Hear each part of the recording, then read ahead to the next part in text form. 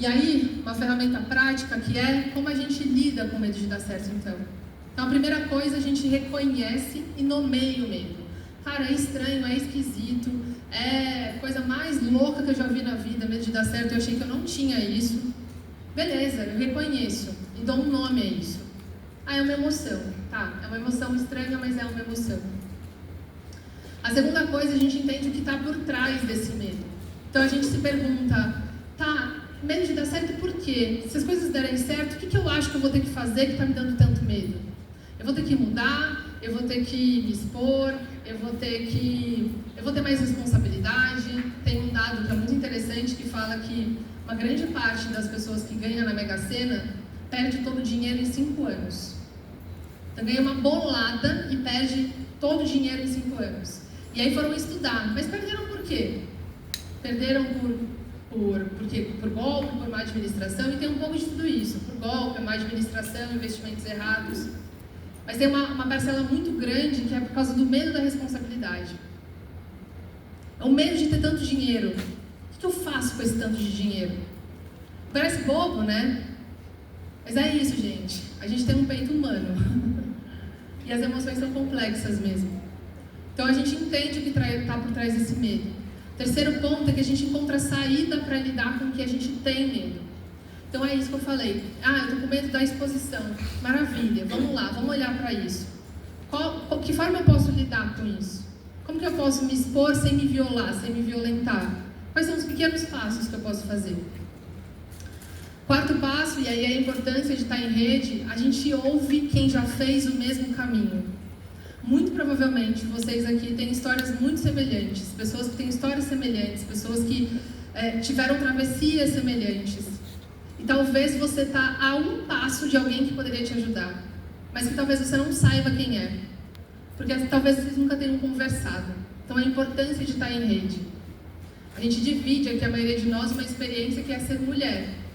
E ser mulher, independentemente de onde a gente veio, de quais são os traços que a gente tem das nossas histórias, nos faz viver coisas muito parecidas. E quando a gente compartilha, a gente anda melhor. E o quinto passo, que eu acho que é daqui para a gente começar a aplicar, é: depois que você reconhece o seu medo, você nomeia o seu medo, você entende o que está por trás do seu medo, comece pelo menor passo possível. E coloque expectativas realistas. A primeira vez vai ser sempre ruim, a segunda também e a terceira também. Aí depois começa a melhorar. E aí você pode me perguntar, Natália, como é que você fez? Porque você tem medo de dar certo. Eu escrevi um livro sobre isso justamente por isso que eu tenho. O que eu fiz, gente, eu fui mostrando para o meu corpo que o primeiro lugar, que o lugar bom, que o lugar do descanso, que o lugar do merecimento, que o lugar da conquista, que o lugar da celebração também era o meu lugar. E como que eu fiz isso? Ocupando esses lugares. Então, quando eu tive a oportunidade de ocupar, eu me esforcei para ocupar. E eu digo para vocês, as primeiras vezes foram difíceis, muito difíceis. Vocês me vêm falando aqui, e talvez pareça para algumas de vocês que para mim é fácil, e não é. É um esforço consciente de ocupar esse lugar e de acreditar que esse lugar também é o meu lugar. Tem uma frase da Monja Coen que eu gosto muito, que ela diz: humildade é ver a realidade como ela é. O que poderia ser? Humildade é reconhecer o seu próprio tamanho. É não se diminuir. E nós, mulheres, aprendemos humildade como quem se diminui. Quanto menor, mais humilde. Não. Humildade é ver a realidade como ela é. É se reconhecer grande. É se reconhecer potente. E se reconhecer grande e potente não quer dizer melhor do que ninguém. Só quer dizer potente e grande na sua individualidade, naquilo que você é. Na trajetória que você pode traçar, no caminho que você pode fazer. E aí, eu não tinha colocado isso no slide, mas acho que isso é muito importante. Toda vez que a gente quebra um padrão, a última coisa que a gente vai sentir é alívio. Isso é muito importante da gente lembrar, gente. Porque é isso. Eu aprendi que humildade é me diminuir. E aí eu começo a assumir o meu lugar. E eu começo a me colocar. E eu começo a ocupar os lugares. E aí vem uma culpa avassaladora. Porque parece que você está sendo pouco humilde, está sendo arrogante. Porque parece que você está...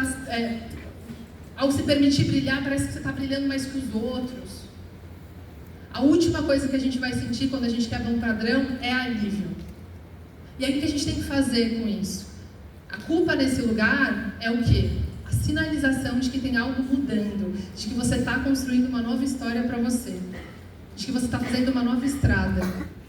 A culpa nesse caso é a sinalização de que você está fazendo um caminho novo. E vamos lembrar de uma coisa, gente. A culpa nem sempre é sinal de que você está fazendo algo de errado. Principalmente quando você é mulher nessa sociedade. A culpa quase nunca é um sinal de que a gente está fazendo algo errado. Nessa sociedade, ser mulher e ter sonhos é errado. E a gente vai sempre se sentir culpada por ter sonhos e ser mulher. E aí, o que eu aprendi com isso? O que eu aprendi foi a diferença entre estar pronta e preparada. Qual é a diferença entre estar pronta e preparada? Estar pronta, gente, é um estado que eu não acredito que a gente vai estar.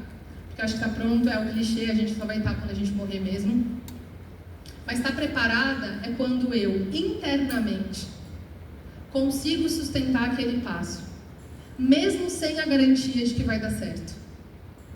Então eu vou, e mesmo que dê errado, mesmo que o julgamento venha, mesmo que as coisas não saiam como eu esperei, mesmo que as coisas se mostrem mais difíceis do que eu pude planejar, eu posso contar comigo. Isso é estar preparado. Eu confio na minha capacidade de me refazer. E eu confio na minha capacidade de me refazer porque eu olho para trás e eu vejo todas as vezes que eu precisei me refazer e eu pude contar comigo, mesmo quando eu não tinha essa consciência. Coragem é músculo. Ninguém vem... Acho que tem algumas pessoas assim que vêm. Acho que tem algumas mulheres que talvez pelas suas educações, pelas suas personalidades, talvez venham com esse músculo mais exercitado. Mas eu acho que a maioria de nós vai ter que aprender a exercitar. E a gente aprende exercitando, se colocando no jogo. Se lambuzando mesmo com a terra dessa quadra. Coragem é músculo. E aí, sabe a dorzinha da academia? Vai doer igual. A gente vai exercitar e vai dar aquela dorzinha. Aquele desconforto. Mas aí é a lembrança de que a gente está no jogo, de que a gente está fazendo algo diferente. E nada está escrito em pedra também, né, gente? Ah, não foi bom pra mim, não valeu. Tudo bem, a gente pode mudar. Mas eu duvido que a gente vá se arrepender das coisas que fazem sentido pro nosso coração.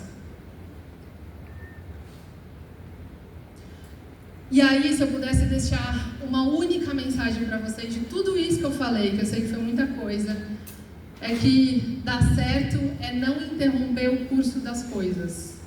É menos sobre chegar em algum lugar, menos sobre ocupar alguma posição, é não interromper o curso das coisas. É não represar o fluxo da sua caminhada, não atrapalhar a sua potência. É não atrasar a sua chegada dentro de você e fora de você. Isso é dar certo.